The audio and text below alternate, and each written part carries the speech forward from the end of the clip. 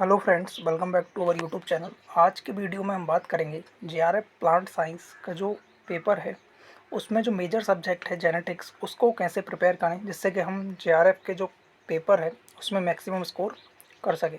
तो इस particular video में हम जेनेटिक्स जो सब्जेक्ट है उसके बारे में डिस्कस करेंगे। तो देखो, जेनेटिक्स एक बहुत ही मेजर सब्जेक्ट है जब हम जेआरएफ प्लांट साइंस के प्रिपरेशन कर रहे होते हैं। और उसमें जब भी कोई स्टूडेंट जब प्लांट साइंस सेलेक्ट करता है तो उसका जनरल तौर पे क्या होता है, जेनेटिक्स और plant breeding as a strong subject होता है। बट फिर भी वो कई बार ऐसी छोटी छोटी गलतियां कर देता है जिसके कारण उसकी रैंक थोड़ी कम लग पाती है। तो आपको किस तरह से पढ़ना है, अब क्या क्या पढ़ना है और मेजर फोकस किन किन टॉपिक्स पे करना है जिससे कि आप ज़्यादा से ज़्यादा स्कोर कर सकें। तो देखो, सबसे पहले अगर हम इसका वेटेज देखें तो कितने क्वेश्चंस करीब आ रहे हैं अभी जो 120 क्वेश्चंस में, तो करीब 24 से 25 क्वेश्चंस पिछले दो साल से आ रहे हैं। 2020 और 21 अगर हम दोनों को अगर देखें तो करीब अगर हम एवरेज लेके चलें तो 25 क्वेश्चंस, और अगर रेंज अगर लेके देखें तो 20 से लेके 30 क्वेश्चंस के करीब जो पेपर है प्लांट साइंस का उसमें जेनेटिक्स से क्वेश्चंस पूछे जाते हैं। अब 25 क्वेश्चंस करीब इससे आ रहे हैं, तो सीधी बात है कि ये बहुत इंपॉर्टेंट सब्जेक्ट हो जाता है। अब अगर हम देखें तो कौन कौन सा जो जेआरएफ का सिलेबस है उसमें कौन कौन से टॉपिक मेंशन कर रखे हैं और किन टॉपिक्स पे हमारे लिए सबसे ज़्यादा फोकस करना है। तो देखो, सबसे पहला जो टॉपिक्स है वो है सेल ऑर्गेनल्स। सेल ऑर्गेनल्स, उनका स्ट्रक्चर क्या है, उनके फंक्शंस क्या हैं। देखो, जब सेल ऑर्गेनल्स के बारे में आपको पता होगा तो उनका स्ट्रक्चर क्या है, उनका फंक्शन क्या है, वो सीड जब जर्मिनेट हो रहा है कैसे, उस टाइम पे कैसे उसमें मैकेनिज्म है, क्या काम कर रहे हैं, कौन कौन से ऑर्गेनल्स किस तरह से परफॉर्म कर रहे हैं, तभी आपको आगे के जो कंसेप्ट हैं वो इजीली समझ में आएंगे। तो आपको सेल ऑर्गेनल्स को काफ़ी अच्छे से पढ़ना है क्योंकि सेल ऑर्गेनल से हर साल 3 से 4 क्वेश्चंस पूछे जाते हैं। और एक से दो क्वेश्चन सेल थ्योरी से आ जाते हैं। बाकी एक दो क्वेश्चंस करीब साइंटिस्ट से पूछ लेता है और एक क्वेश्चन सीक्वेंस से पूछा जा रहा है अभी लगातार 2 साल से। मतलब वो पर्टिकुलर ऑर्गेनल्स दे देगा आपको और उनको आपको सीक्वेंस के अकॉर्डिंग जमाना होगा। जब आपको सेल ऑर्गेनल्स के बारे में पता होगा, इसके बाद आप समझ सकते हो कि माइटोसिस और मियोसिस कैसे होती है। ठीक है, तो ये सबसे सेकंड इंपॉर्टेंट टॉपिक है, माइटोसिस एंड मियोसिस। इससे भी करीब 2 से 4 क्वेश्चंस हर साल पूछे जा रहे हैं अभी अगर देखें हम तो करेंटली। तो ये भी बहुत इंपॉर्टेंट है कि आपको इससे समझना अच्छे से इस टॉपिक को। और जनरली अगर आप इनको फॉलो करें तो या तो आपका कोई प्रीवियस नोट्स हो, जैसे कि कोई कोचिंग इंस्टीट्यूट जैसे एलन आकाश वगैरह, कोई भी जिससे आपने पहले से अच्छे से पढ़ रखा हो, जिसके मैक्सिमम कंसेप्ट आपको याद हो। और दूसरा जो नोट्स है वो अपना है बीडी सिंह की जो बुक है उसको फॉलो करना है, क्योंकि कुछ पॉइंट्स डायरेक्ट बीडी सिंह से पूछ लिए जाते हैं। अब जिसके बाद जो नेक्स्ट इम्पॉर्टेंट टॉपिक है वो है मेंडेलियन जेनेटिक्स। बहुत इंपॉर्टेंट है मेंडेलियन जेनेटिक्स। जो क्वेश्चंस अभी मेंडेलियन जेनेटिक्स से आ रहे हैं वो मेनली न्यूमेरिकल बेस्ड आ रहे हैं। उसमें आपको जो फ्रीक्वेंसीज़ है वो निकालने पे क्वेश्चंस पूछे जा रहे हैं। तो ये बहुत इंपॉर्टेंट है। अगर इससे रिलेटेड मैं कुछ वीडियोस अपलोड कर चुका हूँ, जैसे कि पास्कल ट्रायंगल्स हो गया अपना, कैसे हम प्रोबेबिलिटी निकालेंगे, कैसे क्रॉसेस को करके उनसे कैसे हमको ईजिली उनको बहुत जल्द से जल्द उसका आंसर निकाल सकते हैं। तो इससे रिलेटेड वीडियोस मैंने पहले अपलोड कर दिए हैं, उनको भी आप जाके चेक कर सकते हैं। और जो मेंडल के दोनों लॉ थे, लॉ ऑफ सेग्रीगेशन और लॉ ऑफ इंडिपेंडेंट असॉर्टमेंट, उससे क्वेश्चन पूछ लिया जाता है। बेसिक क्वेश्चंस आते हैं बट वो थोड़ा कन्फ्यूज कर देते हैं और थोड़ा लेंथी उसको बना देते हैं, क्योंकि 1 से 2 कंसेप्ट उसमें वो ऐड कर देते हैं।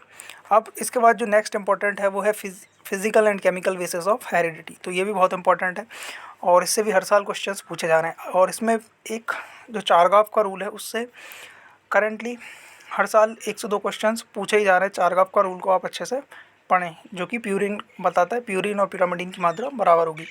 तो उस कंसेप्ट को अच्छे से पढ़ें, बीडी सिंह से पढ़ें। और इसके बाद आता है क्रोमोसोम स्ट्रक्चर।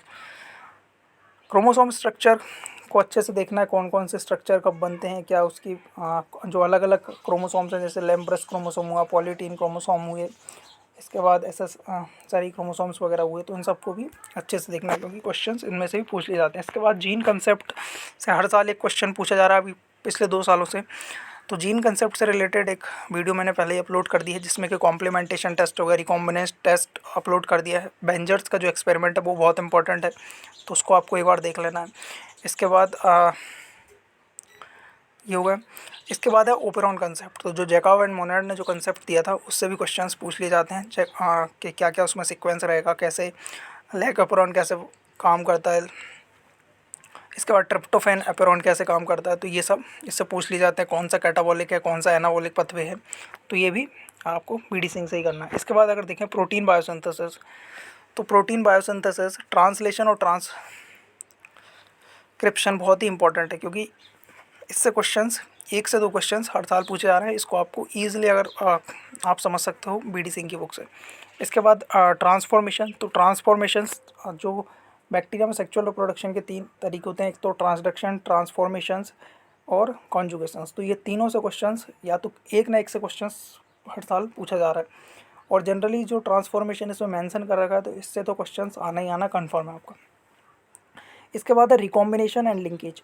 तो रिकॉम्बिनेशन और लिंकेज से अभी करेंटली अगर देखा जाए तो पिछले 2 साल से करीब 3 से 4 क्वेश्चंस पूछे जा रहे हैं, और इससे भी ज़्यादा कई बार 5 क्वेश्चंस तक भी लिंकेज और रिकॉम्बिनेशन से क्वेश्चंस पूछ लिए जाते हैं। तो इसमें आपको जो लिंकेज और रिकॉम्बिनेशन है वो थोड़ा डीप में पढ़ना है और थोड़े उसके कंसेप्ट को अच्छे से स्ट्रॉन्ग करना है, क्योंकि पिछली बार जो क्वेश्चंस पूछा गया था, जैसे कि कौसम्बी फंक्शन से पूछ लिया गया था, मैपिंग जो फंक्शंस होते हैं उससे क्वेश्चंस पूछ लिया था, और तो थोड़ा आपको उसके इसमें लेवल से पढ़ना पड़ेगा। लिंकेज और रिकॉम्बिनेशंस ये बहुत ही अच्छे टॉपिक्स हैं, तो ये मेनली आपको फॉलो करना है।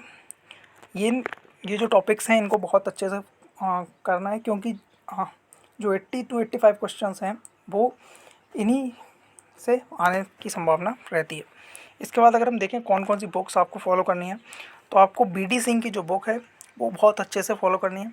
उसके कंसेप्ट को मेनली स्ट्रॉन्ग करना है, कंसेप्ट को समझना है क्या क्या उसमें क्वेश्चंस पूछे जा रहे हैं, और जो पहले के जो प्रीवियस ईयर में क्या क्या क्वेश्चंस पूछे गए हैं, तो इन दोनों को आपको मिला के चलना है। मतलब कि ये क्वेश्चन पहले पूछा जा चुका है, इससे रिलेटेड क्वेश्चन आगे क्या बन सकता है, तो ये आपको देखना है। इसके बाद आपके पास या तो कोई सी कोचिंग के नोट्स हों, जैसे कि एलेन, आकाश वगैरह, या कोई सी आपने जो 12th के टाइम पे पढ़ा हो जो आपको अच्छे से जिसके ज़्यादातर कंसेप्ट आपको क्लियर हों, उसको आप देख सकते हैं। इसके बाद है एनजी रंगा के जो नोट्स हैं वो भी काफ़ी अच्छे हैं, आपको लास्ट टाइम पर रिवीजन करने में बहुत हेल्पफुल करते हैं, और कुछ क्वेश्चन ऐसे उससे डायरेक्ट आ जाते हैं। इसके बाद अगर ऑब्जेक्टिव की बात की जाए तो बीडी सिंह एंड बीके प्रसाद की जो ऑब्जेक्टिव बुक है उसको प्रेफर करें, बहुत अच्छी बुक है ऑब्जेक्टिव के लिए। और फुद्दन सिंह की भी ऑब्जेक्टिव आप प्रेफर कर सकते हैं, बट उसमें ज़्यादातर उसने टर्म्स और ईयर्स वगैरह दे रखे हैं, बट कुछ पॉइंट्स उसमें भी काफ़ी अच्छे दे रखे हैं। ये मेनली बुक्स आपको फॉलो करनी है। इसके बाद अगर बात करें तो टाइप ऑफ क्वेश्चंस क्या हैं, तो जनरली अभी जो क्वेश्चंस आ रहे हैं जेनेटिक्स में से वो न्यूमेरिकल बेस्ड आ रहे हैं, कुछ क्वेश्चंस कंसेप्चुअल आ रहे हैं। इसके बाद 4 से 6 क्वेश्चंस डायरेक्ट आ जाते हैं, जिसमें मैच द कॉलम होता है, ये साइंटिस्ट आपको इससे मिलाओ, ठीक है। और 1 से 3 क्वेश्चंस क्या होते हैं, साइंटिस्ट और हिस्ट्री से रिलेटेड क्वेश्चंस पूछे जा रहे हैं। तो ये जनरली हमको इस तरह से जेनेटिक्स को पढ़ना है, जिससे कि आप ज़्यादा से ज़्यादा स्कोर कर सकें इसमें। और कोई अगर आपका डाउट हो तो कमेंट सेक्शन में कमेंट कर सकते हैं। Thank you.